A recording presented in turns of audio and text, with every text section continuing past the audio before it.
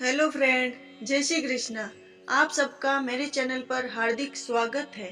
आज मैं आपको गणेश जी की कथा सुनाऊंगी। एक बार गणेश जी एक छोटे बालक के रूप में चिमटी और चावल और चमचे में दूध लेकर निकले। वे हर किसी से कह रहे हैं कि कोई मेरी खीर बना दो, कोई मेरी खीर बना दो। बुढ़िया बैठी थी, उसने कहा, ला मैं बना दूं। वो छोटा सा बर्तन चढ़ाने लगी तो गणेश जी ने बोला कि दादी माँ, छोटी सी भगोनी मत चढ़ाओ, तुम्हारे घर में जो भी बड़ा बर्तन है उसे चढ़ाओ। बुढ़िया ने वही चढ़ा दिया। वह देखती रह गई कि वह तो पूरा भर गया है। गणेश जी ने कहा, दादी माँ, मैं नहाकर आता हूँ। खीर तैयार हो गई तो बुढ़िया ने पोते पोती को खीर खाने के लिए दे दी।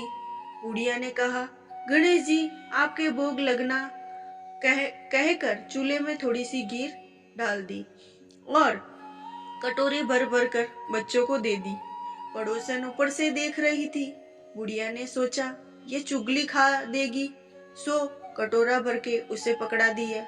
बेटे की बहू ने चुपके से एक कटोरा खीर खाई और कटोरा चक्की के नीचे छुपा दिया।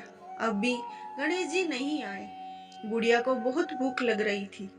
एक कटोरा खीर का भरकर किवाड़ के पीछे बैठकर एक बार फिर खा लिया।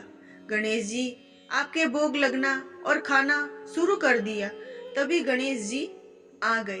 बुढ़िया ने कहा, आजा रे गणेशिया, खीर खा ले, मैं तो तेरी राह देख रही थी। गणेश जी ने कहा, दादी माँ, मैंने तो खा ली।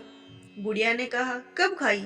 गणेश जी ने कहा, जब तेरे पोते पोती ने खाई तब खाई, जब तेरी पड़ोसन ने खाई तब खाई, जब तेरी बहू ने खाई तब खाई, और जब तूने खाई तो पेट पूरा भर गया। बुढ़िया ने कहा, बेटा, और सारी बातें तो सच है, पर बहू बिचारी का तो नाम मत ले। वो तो सुबह से काम में लग रही है, उसने खीर कब खाई? गणेश जी ने कहा, चक्की के नीचे देख, झूठा कटोरा पड़ा है। तूने तो मेरे भोग लगाया, वो तू वैसे ही खा गई। बुढ़िया ने कहा, बेटा, घर की बात घर में ही रहने दे, बता बची हुई खीर का क्या करूं? गणेश जी ने कहा, नगरी जिमा दे।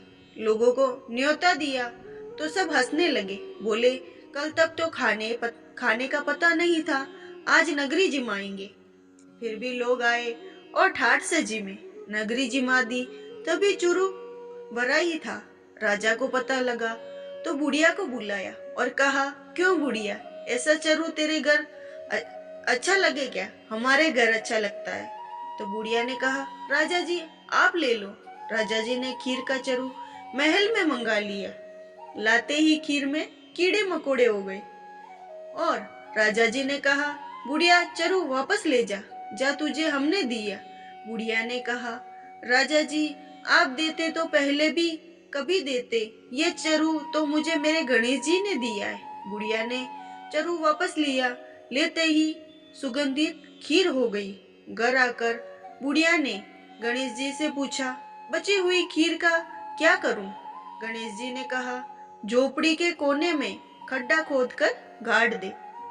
उसी जगह सुबह उठकर वापस खोदेगी तो धन के 2 चरू मिलेंगे।